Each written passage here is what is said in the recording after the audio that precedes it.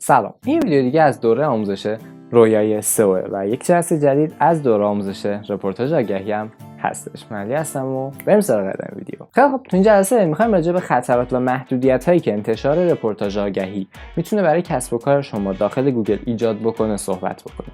اولین خطر پنالتی شدنه. پنالتی یعنی جریمه شدن. وقتی گوگل بیاد ببینه که محتوای شما نمیتونه نیاز کاربر رو برآورده بکنه به صورت کامل و به صورت تبلیغاتی نوشته شده، ممکنه شما رو پنالتی بکنه. عملا گوگل داره روز به روز خودش رو آپدیت میکنه دیگه. ببین، گوگل یه موتور جستجوئه که نیاز داره خودش رو برای کاربر بهینه بکنه. پس سایت هایی رو انتخاب میکنه و به کاربران نشون میده که اون سایت ها هم خودشون رو برای کاربر بهینه کرده باشن. هر چیزی از این حد و مرز بزنه بیرون اسمش میشه کار خلاف و سئو کلاه خاکستری و سئو کلاه سیاه و لایق پنالتی شدن. خب یعنی دائما داره این الگوریتم آپدیت میشه. پس استفاده نادرست از اون رپورتاج آگهی میتونه باعث پنالتی شدن سایت شما بشه. چه نوع پنالتی شدنی وجود داره؟ اولین نوع پنالتی شدن محتوای تکراریه. یعنی شما وقتی یک محتوای خاص رو داخل سایت های مختلف به صورت رپورتاج منتشرشون بکنید، محتوای تکراری حساب میشه و گوگل وقتی این همه رو نگاه بکنه و ببینه آقا تو همه سایت ها اینا تکرار شدن، عملا سایت ها رو پنالتی میکنه. یعنی سایتی که لینک داده به شما خودش یه ذره جریمه میشه و سایت شما که از این همه سایت لینک گرفته بیشتر جریمه میشه. چرا؟ چون مشخصا محتوای تکراری لینک داده به شما. ببین وقتی یک جمله رو مثلا اینکه بهترین مثلا پارک آبی خاورمیانه مثلا، خب یک جمله رو 50 نفر تکرار بکنن و همه اون 50 نفر منظورشون مثلا فرض کن او پارک باشه یا مثلا فرض کن موج آبی مشهد باشه، خب شما میگه آقا این تیم تبلیغاتی موج آبی مشهد بوده که به این 50 نفر گفته این جمله رو عیناً تکرار کنید و منظورتون من باشم. گوگل هم همینه. وقتی که شما یک محتوا رو داخل سایت‌های مختلف گذاشتین و همه اون سایت‌ها دارن لینک میدن به شما، میگه آقا این تبلیغاتی بوده دیگه، پس شما جریمه میشید. پس حالت اولش محتوای تکراری بود. شما محتوای تکراری رو نباید رپورتاج برید و این زمان هستش محتوای جدید نویسی و داخلش یه نقل قول از سایت خودت میذاری و تاش میذاری منبع، مثلا سایت فل. خب این محتوای تکراری اسمش نیست. ولی اگه یک محتوای رپورتاج بنویسی و داخل 3 تا سایت منتشرش بکنی میشه محتوای تکراری. یا اینکه یک محتوای رپورتاج ننویسی، اصلا مطلب سایت خودت رو داخل این هم سایت بذاری و از همشون لینک بدی به خودت، این میشه محتوای تکراری. بازم میگم یه سایت این اتفاق نمیفته. یعنی مثلا سایت محتوای خودتو میذاری توی سایت و زیرش میذاری منبع، بعد سایت خودتو میذاری. این اسمش محتوای تکراری نیست. خیلی طبیعیه ممکنه من برم رندوم محتوای دیجیکالا رو کپی کنم، تاشم منبع بدم به دیجیکالا. ولی اگه این عمل تکرار بشه توسط 10 نفر، این شک برانگیز میشه. مثلا این برند دوغ چی بودش؟ آلیس میومد تلویزیون گفتش که آقای دوغ. خب خیلی از آدما مثلا میگفتن که آره مثلا دوغ آلیس خوشمزه است، ولی کلمه آقای دوغ وقتی توسط مثلا یک تریبونی داره اعلام میشه تبلیغاتی دیگه. پس وقتی که محتوای رپورتاج تبلیغاتی به نظر برسه، شما دارید خلاف انجام میدید. چون که در حالت کلی پید لینکس یا لینک های پولی خلاف قوانین گوگل و شما وقتی این خلاف رو دارید انجام میدید نباید گوگل متوجه بشه. اگه متوجه بشه تحت هر شرایطی شما پنالتی میشید. اسپانسر این ویدیو تسمینو پلتفرم خرید و انتشار رپورتاج آگهی توی وبسایت‌های معتبر و مرتبط با حوزه فعالیت شماست. مثلا خبرگزاری‌های مختلف یا سایت‌های آموزشی، سایت‌های مثلا سلامت و زیبایی، فروشگاهی و وبسایت‌های مختلف. شما وقتی وارد سایت تسمینو میشید، میتونید به بخش‌های مختلفش دسترسی داشته باشید. کمپین رپورتاج ایجاد کنید، کمپین بک‌لینک ایجاد کنید، رپورتاجایی که منتشر کردین رو پیگیری بکنید. و اینکه اگر زمان یا تخصصشون ندارید برای تولید محتوای رپورتاج، میتونید از خود بچهای تسمینو کمک بگیرید برای اینکه رپورتاج مورد نظرتون رو بنویسن. اگر هم هر سوالی داشتین میتونید با بخش پشتیبانیشون در ارتباط باشین. پنالتی شدن بعدی پنالتی شدن اسپم لینکس. یعنی یه سری لینک به سایت شما داده بشه که اون لینک ها اسپم باشن، یکی که از سایت های اسپم گرفته شده باشن. خب مثلا ببین یکی از کارهایی که تو سئو کلاه سیاه انجام میدن اینه که از سایت‌های غیر اخلاقی مثلا به فلان سایت لینک میگیرن و اون سایت جریمه میشه. خب همین کارا حالا خودتون دارید به خودتون میکنید. میایید از یک سری سایتی که محتوای با ارزش ندارن، اسپم اسکور بالایی دارن، محتواشون همش رپورتاژ، همش لینک های خروجی دارن میدن داخل سایتشون، دارید به خودتون لینک میگیرید. عملاً کاری که رقیبتون با سئو کلاه سیاه به ضرر شما میخواد انجام بده رو خودتون دارید انجام میدید. دمتون گرم. ولی محتوایی تازه پولم براش پرداخت میکنید. مثلا میگی که 50 تا مثلا بک لینک بدونن فقط مثلا 100,000 تومان 3 ماهه اسپمه. خب و گوگل اینو متوجه میشه، پس پنالتی میشید و ارزون هم هستی که تازه پولم دارید میدید. عملا وقتی که شما داخل سایتتون یک محتوای با ارزش میذارید، از یک سری سایت با ارزش هم باید لینک بگیرید. اگه اون سایت ها با ارزش نباشن و به شما لینک بدن، این قضیه میشه لینک های اسپم و دقیقاً مستحق جریمه شدن توسط گوگل میباشید. اوکی؟ پس سایت هایی که ازشون لینک میگیرید باید با کیفیت باشن وگرنه اسپم میشید. پس اگه بخوام اسپم بودن جمع کنم، حجم زیادی از لینک سازی های غیر طبیعی و بیکیفیت. ببین حجم زیاد، لینک های غیر طبیعی، لینک های بیکیفیت. بیکیفیت مشخصه دیگه، سایت های بیکیفیت. حجم زیاد یهو مثلا تو یک ماه 50 تا بک لینک، 50,000 تا بک لینک. من عددشو کاری ندارم، دارم باز زمانی میگم. تو یک باز زمانی یه مقداری بک لینک میاد تو سایت شما، چه از رپورتاژ، چه از خود بک لینک خریدن مثلا زماندار و اینا. بعد یهو ماه بعد هیچی، بعد یهو دوباره ماه بعد هیچی، بعد یهو ماه بعد هیچی. می‌بینی این پیکی که میزنه اینجا، این پیکه نشون میده که یه تایمی آقا این سایت رفته خریداری کرده سه بک لینکو. خب این بک لینکو وقتی میاد تو سایت شما عملاً اسپم حساب میشه. پس حجم زیاد، اون سایت ها مهمن که با کیفیت باشن یا بی کیفیت، و دیگه اینکه باز زمانی هم باید مداوم باشه. یعنی شما میخوای بک لینک سازی بکنی یا رپورتاج بری، یا مثلا 50 تا تو ماه اول نباید بری. اگه تو این ماه 2 تا میری، ماه بعدی هم باید 2 تا بری، ماه بعدی باید یه دونه بری، ماه بعدیش مثلا باید 3 تا بری. ولی این تقسیم شده باشه تو چندین ماه. اصلا سئو زمان بره دیگه، تو قرار نیست تو یه ماه نتیجه بگیری که. فکر نکن مثلا رپورتاج یهو میری من هزینه کردم دیگه. نمیشه اون جایگاه خرید که. جایگاه با ارزشمند بودن برای کاربر به دست میاد. اگر قراره هیچ هزینه‌ای نکنید تو سئو، چیکار میکنید؟ محتوای غنی تولید میکنید دیگه. همین. پس زمانی که برای کاربر محتوای غنی تولید بکنید، نه نیاز به رپورتاج دارید به اون صورت، نه نیاز دارید به اینکه نمیدونم تبلیغ بکنید، نه نیاز دارید که مثلا سئو کلاه خاکستری اصلا استفاده کنید، سیاه استفاده کنید، سفید استفاده کن تا تبا نتیجه میگیری، ولی زمان میبره. این زمان بردنه خوبه، بد نیست اصلا. اتفاقا به برندینگ شما کمک میکنه، چون شما زمان دارید که رو کارهای دیگه‌تون کار بکنید، رو برندینگتون کار بکنید، تبلیغات سوشال مدیاتون مثلا کار بکنید، محصول خوب تولید بکنید، محصولتون رو دیولپ بکنید، کیفیت سایتتون رو بالاتر ببرید و پخته‌تر و پخته‌تر بشید. پس از این زمان بردنه نترسید. خب سوال وجود آقا ما می‌خوایم بفروشیم دیگه، هر چقدر زودتر بهتر. خب راه‌های قوی‌تری برای فروش هست نسبت به سئو تو کوتاه مدت. برو گوگل ادز بگیر، لینک‌های اسپانسری گوگل بگیر. بله هزینه‌اش دلاری بالاست، مثلا هر کلیک $1 نیم دلار ممکنه برات در بیاد، ولی سریع‌تر نتیجه میگیری. اگه می‌خوای سریع‌تر نتیجه بگیری راهش این. اگر می‌خوای پولت هدر نره، راهش سئو سفید، کلاه سفیده و اینکه طولانی مدت بازدید بگیری. تصمیم خودته دیگه. برو اصلا تو سایت ایرانی تبلیغ کن، برو تبلیغات مثلا رو ویدیوهای یوتیوب بگیر، نه برو تبلیغات رو ویدیوهای آپارات بگیر، برو تبلیغات کلیکی بگیر داخل یک تانت و مثلا این موارد. ولی زمانتو هدر نده. یعنی تو هم هزینه‌تو داری هدر میدی سر سئویی که داری به سایت خودت آسیب میزنی با اون حالت خلاف کردنش، همین که وقتتو داری هدر میدی. هم مثلا 4 ماه رو سئو وقت میذاری، میبینی که تاش هیچ نتیجه نگرفتی. چرا؟ چون اصولی نرفتی جلو، چون هیچ کدوم از حرفای من گوش نکردی. اینا خیلی مهمه. اگر میخوای هدر نره زمان و انرژی اینا خیلی مهمه، باید اینا توجه بکنید. از من گفتم. و پنالتی شدن بعدی حالت محتوای زرده. شما برای محتوای زرد هم پنالتی میشید. اگر بازم میگم چندین سایت به شما با یک سری مطلب کوتاه و به درد نخور، کوتاه و مفید، خوبه کوتاه و به درد نخور، صرفا لینک داده باشن، مثلا یه پاراگراف تو سایت شما منتشر کرده باشن و از تو اون پاراگراف 10 تا لینک به سایت شما داده باشن، میشه محتوای زرد، محتوای به درد نخور و گوگل این رو هم جریمه میکنه. خب بریم وارد فاز بعدی بشیم. انتخاب سایت های نامعتبر برای انتشار رپورتاژ آگهی. چه خطراتی داره؟ اولین خطرش اینه که احتمال داره بازده شما بیاد پایین.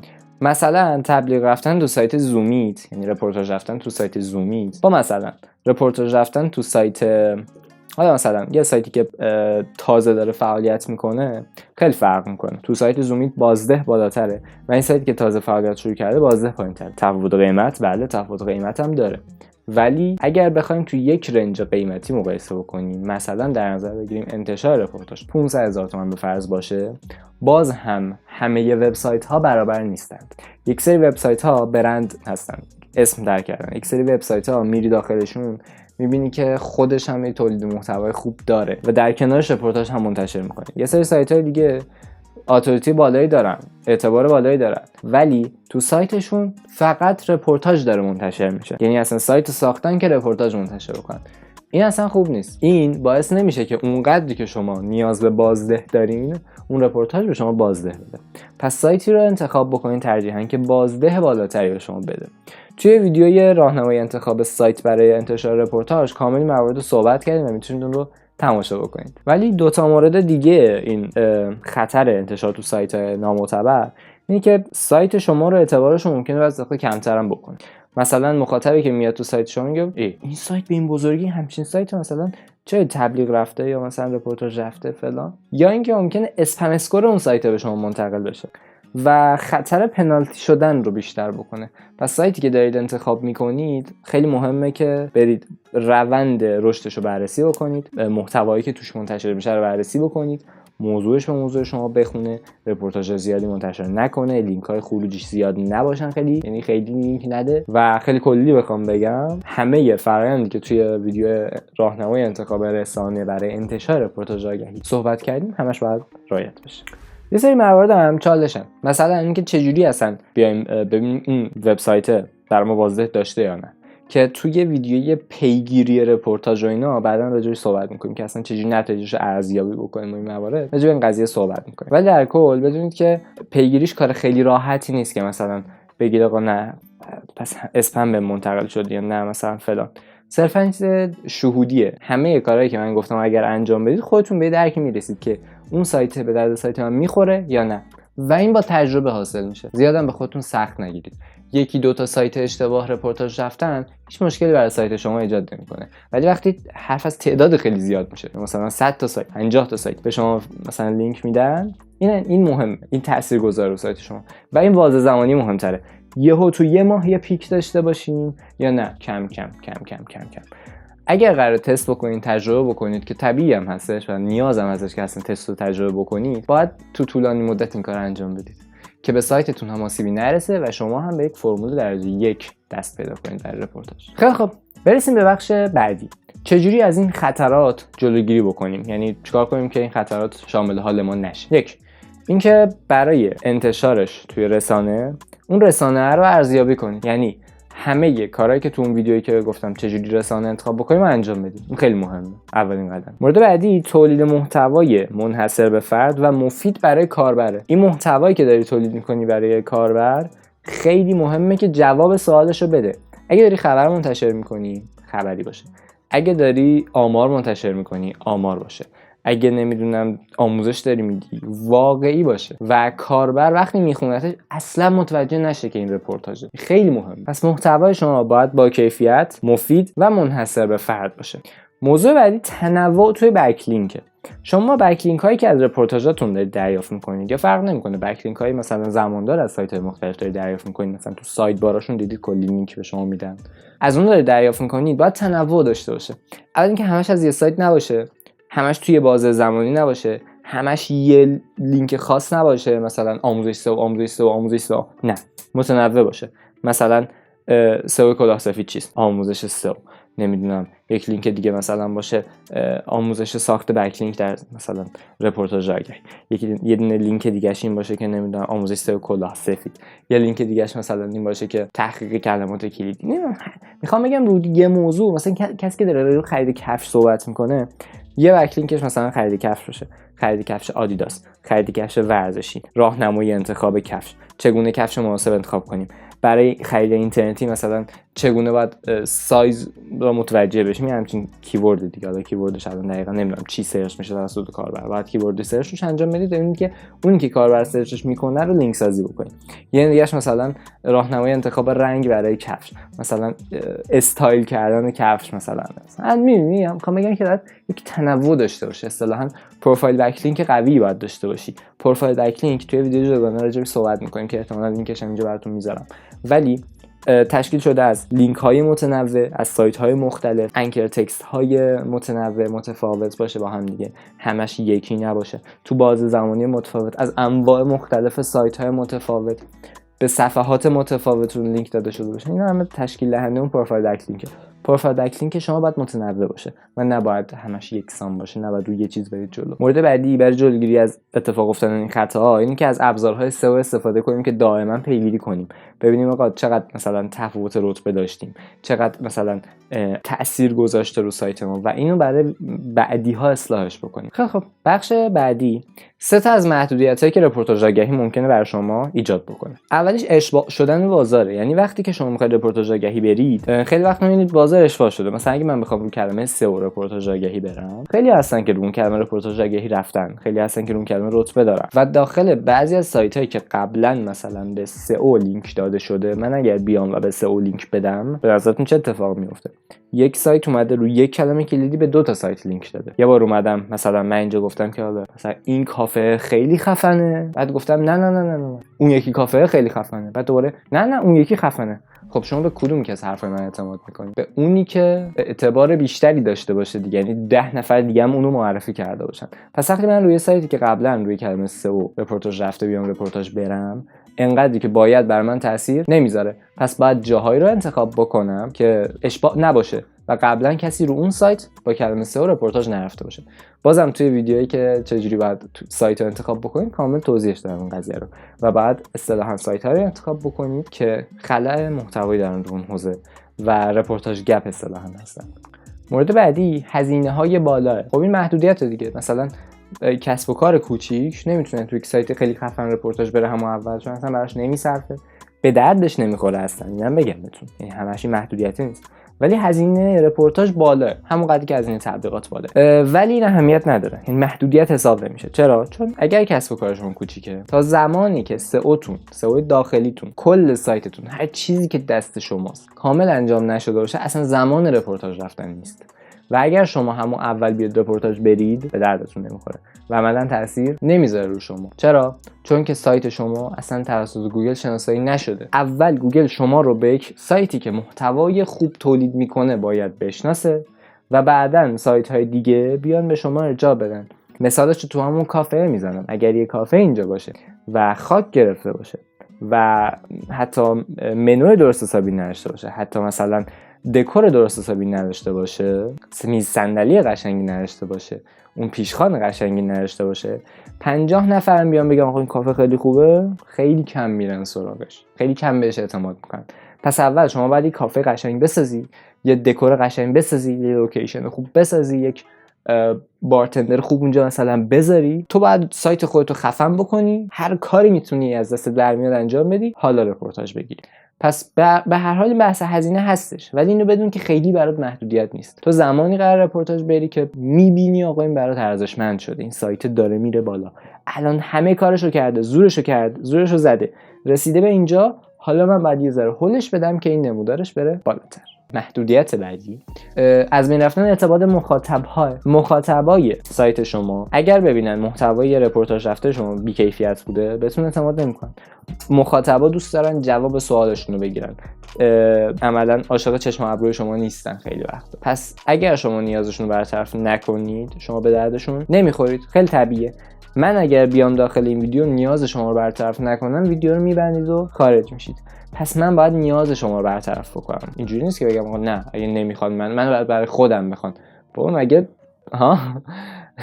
شما باید نیازشون رو برطرف بکنی. وقتی نیازش رو برطرف بکنی بهت اهمیت میده. اگه ببینه داری اسپم میکنی، داری حرف اضافه میزنی، چه اتفاقی میفته؟ دیگه بهت اهمیت نمیده. پس به نظر من کاری نکنید که شهرت برندتون زیر سوال بره، محبوبیت زیر سوال نره. محتوای با کیفیت تولید بکنید و اینکه جاهای خوب منتشرش بکنید. ولی قبلش زورتون رو بر اون صفحه زده باشین که با سئو کلاه سفید، سئو داخلی و کلا هر چیزی که مرتبط با کلاه سفیده آورده باشید اون صفحه رو بالا. تولید محتوای منظم، لینک سازی مختلف داخلی و کارهای دیگه. امیدوارم که بعد مفید بوده باشه. ولی نکته که هستش اینه که رپورتاج خیلی خوبه، خیلی میتونه کمک کننده باشه، ولی زمانی که سایتت یک سایت قشنگ شده باشه، همون کافه قشنگه که مثال زدم. تو این ویدیویی که لینکش این بالا براتون میاد آموزش تحقیق کلمات کلیدی رو گفتم و این ویدیو پایینم به صورت کامل ویدیوی دوره آموزش سئو. ویدیو بعد میاد.